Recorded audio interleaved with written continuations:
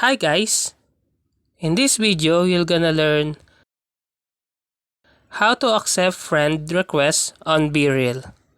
So to do that, first you need to open your BeReal application.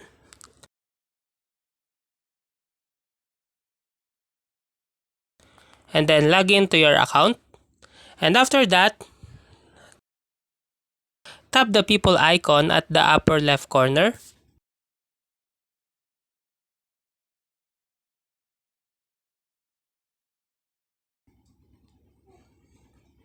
And in here, you can see a friend request. So to accept it, tap accept. And that's it. That's how to accept friend requests on BeReal.